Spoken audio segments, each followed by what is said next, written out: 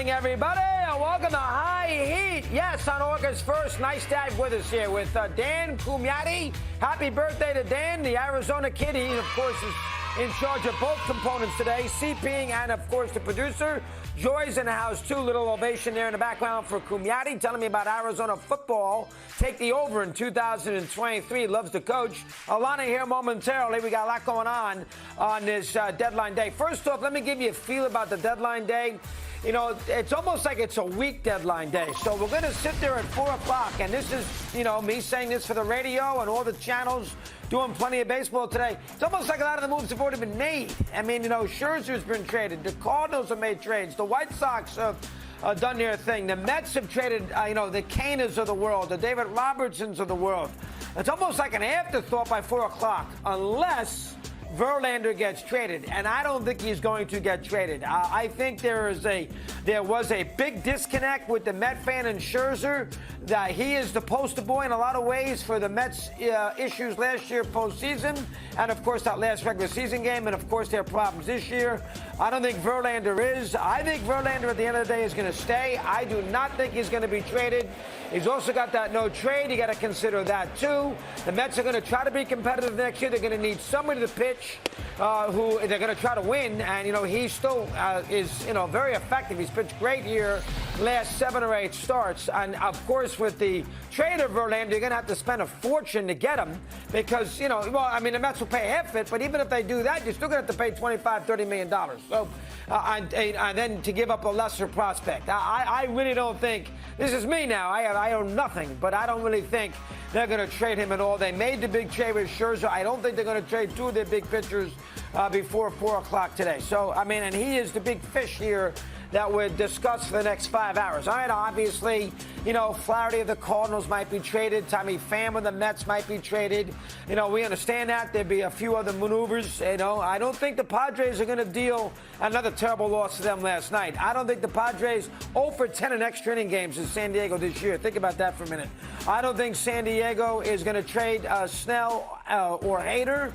I don't think that is going to happen. So I don't really think, and if I don't think the Mets are going to trade Verlander, that means there's not many big fish in the pond. You want Teoscar Hernandez? Go get him. Have at it. If you want him, you can go run for him. The Cardinals, of course, I guess you can get Flaherty, who's been a little better lately. Stroman you don't want right now. He has not pitched well, so I'm not sure if the Cubs do deal him, if there'd be a great market for Stroman, unlike Bellinger, who played well, of course, in the course of, you know, the last 3 weeks to get them sort of back in contention.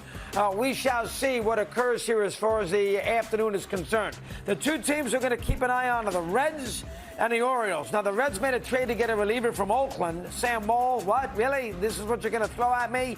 They need more pitching. I don't know if they want to give up all their prospects to get that or add payroll. I don't know if the Cardinals want to send them Flaherty. We'll have to wait and see on that.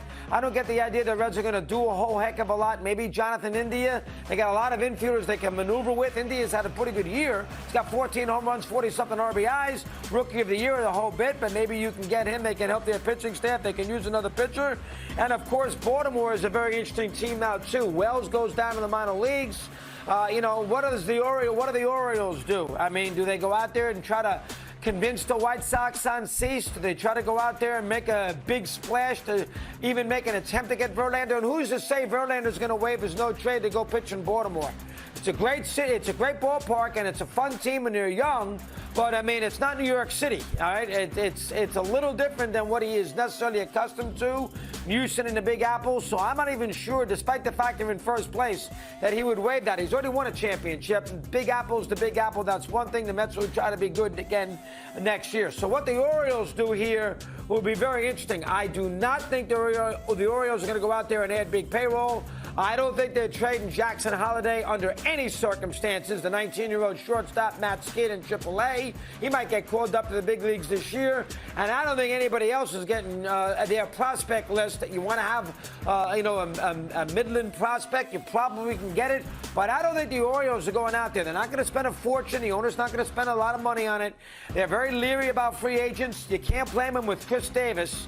Xavier Hernandez, the reliever they got a long, long time ago from Houston, Stanton got hurt. That scares him, too. I don't think the Orioles are going out there doing anything too dramatic as far as the year is concerned. They're already in first place. Hayes makes the great catch last night with Batista obviously in that ninth inning with 2 on. Maybe the Orioles go get themselves a relief pitcher from somewhere. Canoa's not been good. Trouble again last night, so maybe you want to fortify the 8th inning. I just don't think the Orioles are going to go out there and get themselves a real big starting pitcher. Now, listen, they have enough pitching to get themselves to October. Do they have enough pitching to win in October?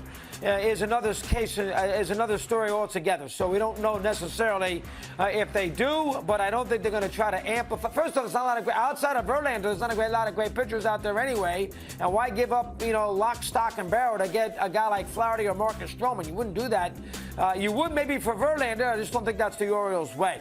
The Angels made the move, of course, with Crone and Grishik yesterday or 2 days ago. They both in the lineup last night. They both played well. Crone had a 9th inning single. Grishik had a home run, a nice win against the Braves.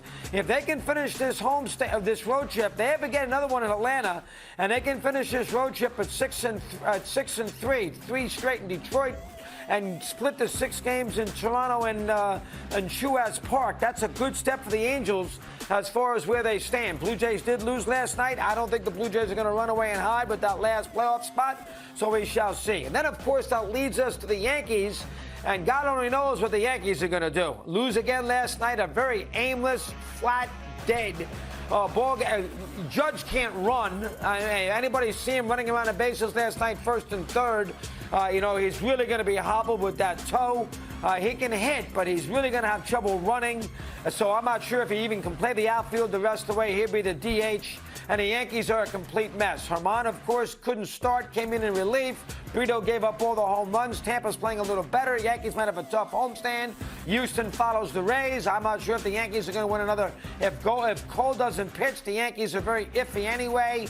What they do is they're 55-51. They've spent a fortune. I don't think the Yankees are going out there doing a whole heck of a lot of anything. You want Harrison Bader? Maybe you can get him. I mean, they can trade. You want, Wandy Peralta? I don't know if the Yankees want to trade him, but, maybe you can get Wandy Peralta a free agent to be. You want to make a run at Torres? Maybe you can get Torres. He's a pretty decent. He's a 250 hitter with power. At times he can be a little laissez-faire defensively and overall, but he's got a lot of tools. You want to make a run at him. Give the Yankees a couple of prospects. The Yankees go that way instead, a la Chapman and Torres a long time ago in 16, and maybe you can get it. But the Yankees, I don't see the Yankees being that, dramatic today and adding a lot of payroll. The team's not that good, and I'm dead wrong about the Yankees. I thought they were waiting to fire all year long, and they still might get hot because they do have enough good players there. You figure, Cole, Rondon, maybe they get hot. But you'd be a little worried about the Yankees. And Stanton now is going to be the target of the Yankee fan base. He got booed out of the building last night when he hit into a big double play. Stanton's a good guy. He's handled himself really well in New York, but he's been erratic. He's been hurt, and then when he gets hurt, he misses 6 weeks. It takes him months to get his timing back. He's a weird player because when he's on his game, he is tremendous. He can dominate long stretches. He can dominate playoff series. He does all that great, but then he gets hurt a lot, and he gets very shaky with his swing, and then he does absolutely nothing for a month. He's feast or famine, the real definition of it. And the Yankees, are on the clock for him. And by the way, I never liked the move to begin with. The Yankees did not need Stanton when they ran and got him. The issue for Cashman was we had to take him. He fell into our lap. He didn't have to take him. And it's kind of hurt the Yankees a little bit, payroll-wise, luxury tax-wise. He's got to be a DH, and he's always hurt. And he's a good guy, and when he's on his game, he's tremendous. Exit velocity, length of the home run. He can scare the bedevil's, bejesus out of the teams. But then he goes the other way where he doesn't do anything for months. He's very strange. And the Yankees right now are in a very uncharacteristic way. It's funny about New York. The home of baseball, they're going to have a very quiet October. The Mets are done, as we know. And I don't know if the Yankees, and this is me saying this, who's usually very pro-Yankee on this show. I'm not sure if the Yankees, I don't know if they're going to make any run at all. And I don't know if they're going to be a postseason team. And And you take baseball away in October from New York. That's something they are unaccustomed to. Look at the Yankees and the Mets last couple of years, New York fan base. We'll have to wait and see. Here's Alana. She's got a lot to do today, and she has a conversation with us right now to get us going on this Tuesday show. Alana, welcome. How are you today, okay? What's going on? I'm good. I think you covered it from top to bottom. New York is the home of baseball? Is that right? I didn't know that. I didn't know that New York was the home of baseball. Well, they got two teams. And, you know, there's only a couple of markets that have the two teams. So does Texas. So does Florida. So does California. Well, Texas has state. I know. The city's got two teams. I know. Yes, Chris, I get it. All right. How about Eduardo Rodriguez? Don't worry about where Justin Verlander is going. Maybe Justin Verlander stays in New York. I don't want him to go back to Houston. I think that would just be weird. Plus, you know, I just don't want him to go back to Houston.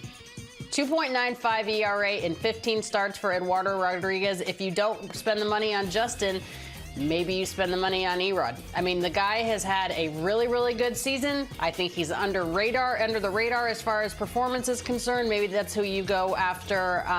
Maybe you just go after him. Hey, by the way, John Heyman agrees with me. Dodgers, are in hot pursuit of Eduardo Rodriguez now and have been discussing Verlander. By Jack Harris reported Erod and JV are their top targets. Now, the Dodgers, of course, like the Orioles, Chris, have a huge farm system. They have a lot of prospect capital, if you will, so I could see that potentially happening. Although, I do not want the Orioles to ever give up Jackson Holliday. That kid is going to be in the big leagues probably next year. He's tearing up Double-A, and he's 19 years old. I wouldn't trade Jackson Holliday for anything in the world, but I do think